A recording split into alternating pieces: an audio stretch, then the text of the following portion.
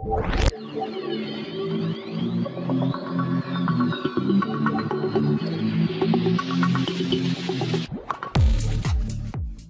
আলাইকুম। JMS study সেন্টারের পক্ষ থেকে সকলকে অনেক অনেক প্রীতি ও শুভেচ্ছা জানিয়ে শুরু করতে যাচ্ছি আজকের এই ভিডিও টিউটোরিয়াল। আজকে আমাদের আলোচনার বিষয় হচ্ছে মডিউল 1 সেশন 4 আইন, বিধি এবং প্রবিধি। মডেল মেডিসিন সব স্থাপন ও পরিচালনা প্রশিক্ষণ ম্যানুয়াল বই থেকে গুরুত্বপূর্ণ MCQ নিয়ে আজকের এই আলোচনা। যারা সি ক্যাটাগরির ফার্মাসিস্ট কোর্সে ভর্তি হয়েছেন বা হবেন, এই ক্লাসটি মূলত তাদের জন্য। আর কথা না বাড়িয়ে চলুন আমরা সরাসরি আলোচনায় চলে যাই। MCQ নাম্বার 1, ভারতবর্ষে ঔষধ বিষয়ে প্রথম আইন কোনটি? ক. ঔষধ আইন 1940, খ. বিষ আইন 1919, গ. ঔষধ আইন 1952, ঘ. কোনোটি নয়।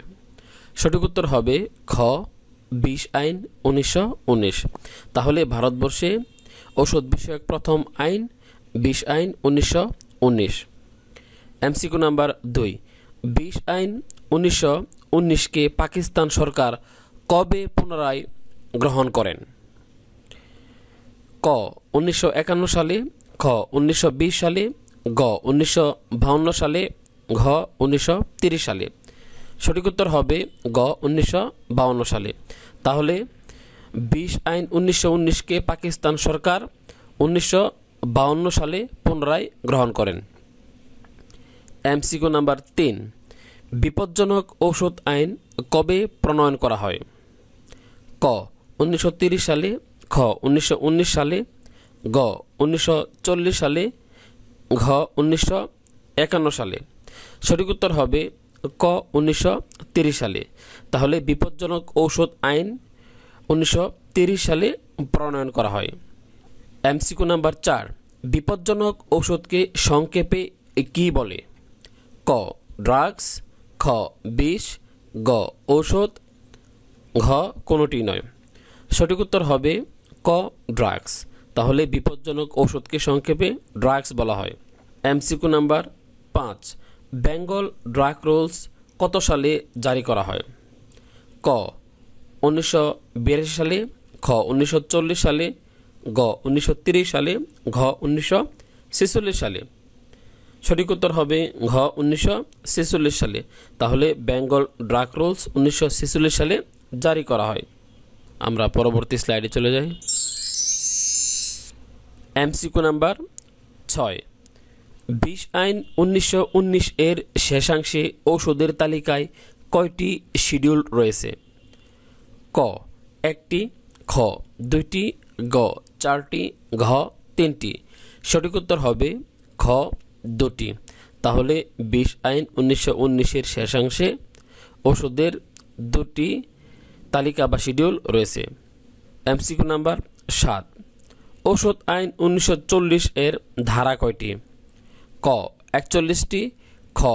17টি, গ. 25টি, ঘ. 30টি। সঠিক উত্তর হবে ক. 41টি।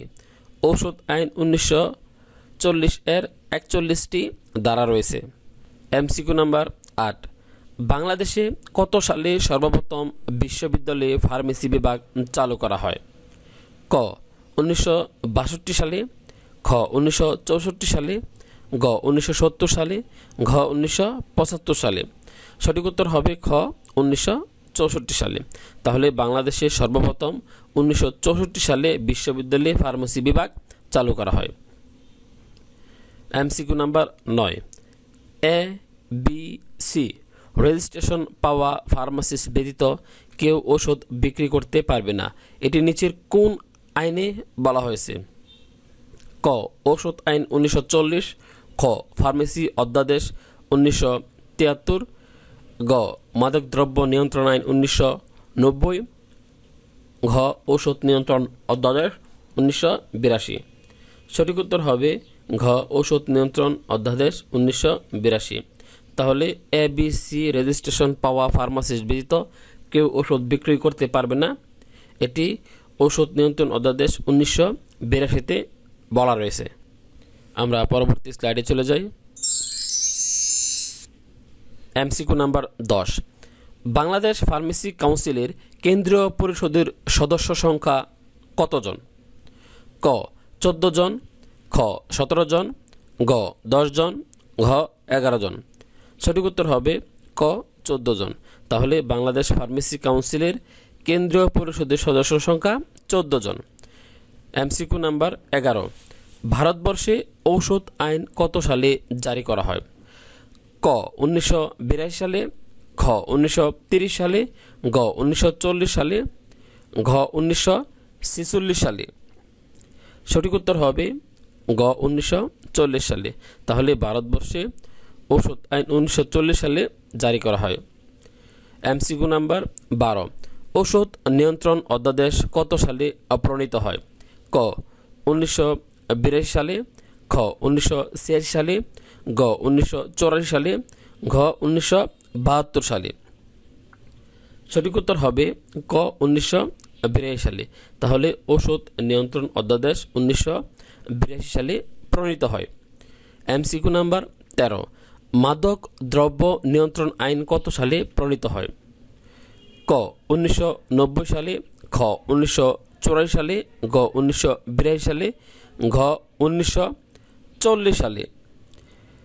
সঠিক উত্তর হবে ক 1990 সালে। তাহলে মাদক দ্রব্য নিয়ন্ত্রণ আইন 1990 সালে প্রণীত হয়।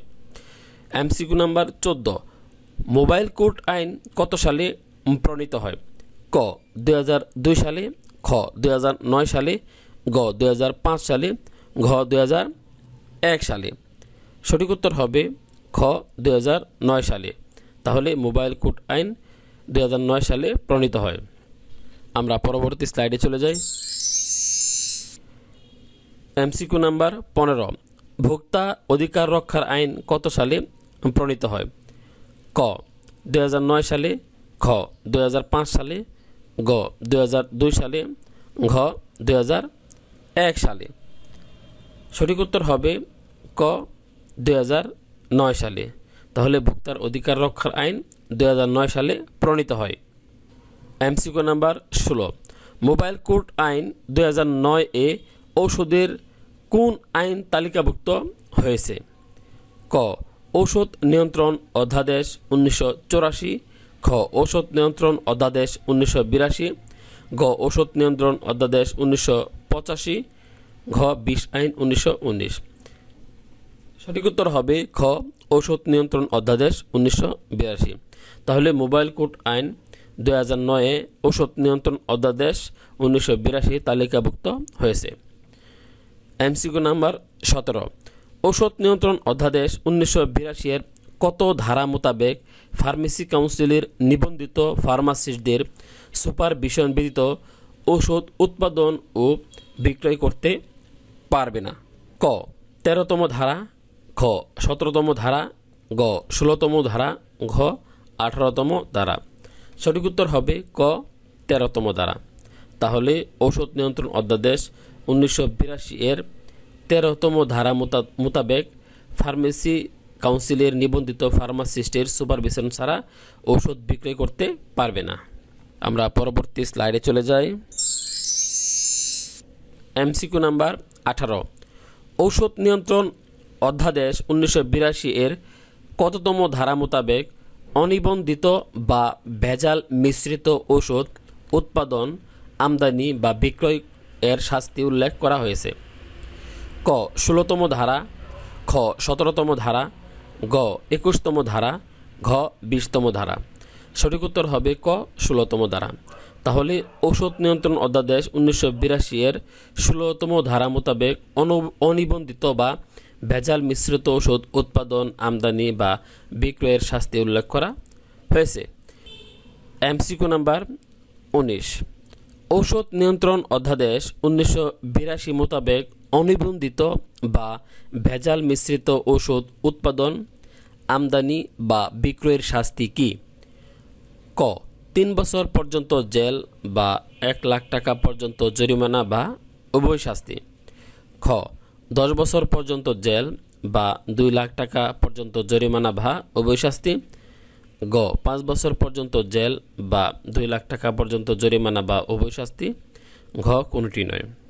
সঠিক উত্তর হবে খ 10 বছর পর্যন্ত জেল বা 2 লাখ টাকা পর্যন্ত জরিমানা বা উভয় শাস্তি। তাহলে ওষুধ নিয়ন্ত্রণ অধ্যাদেশ 1982 মোতাবেক অনিবন্ধিত বা ভেজাল মিশ্রিত ওষুধের উৎপাদন, আমদানি বা বিক্রয়ের শাস্তি হলো 10 বছর পর্যন্ত জেল বা 2 লাখ টাকা পর্যন্ত জরিমানা বা উভয় শাস্তি।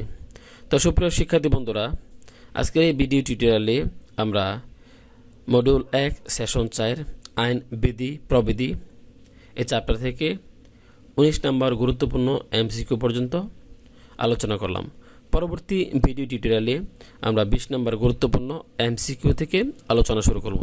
সকলকে অগ্রিম দেখার আমন্ত্রণ জানিয়ে আজকের মতো এখানেই শেষ করলাম। আল্লাহ হাফেজ। সি ক্যাটাগরির ফার্মাসিস্ট কোর্সে ভর্তি সংক্রান্ত বিজ্ঞপ্তি সবার আগে পেতে আমাদের চ্যানেলটি সাবস্ক্রাইব করে রাখুন, যাতে করে বাংলাদেশ ফার্মেসি কাউন্সিল ভর্তি বিজ্ঞপ্তি প্রকাশের সাথে সাথে আপনারা নোটিফিকেশন পেয়ে যান। তাছাড়া মডেল মেডিসিন শপ স্থাপন ও পরিচালনা প্রশিক্ষণ ম্যানুয়াল বইটির প্রতিটি মডিউল এবং সেশনের আলোচনা পেতে এবং সকল মেডিসিনের রিভিউ ভিডিও পেতে আমাদের চ্যানেলটি সাবস্ক্রাইব করে রাখুন। যে যেখানে থাকুন ভালো থাকুন, সুস্থ থাকুন, নিরাপদে থাকুন, এই কামনায় আজকের মতো এখানেই শেষ করলাম। আল্লাহ হাফেজ।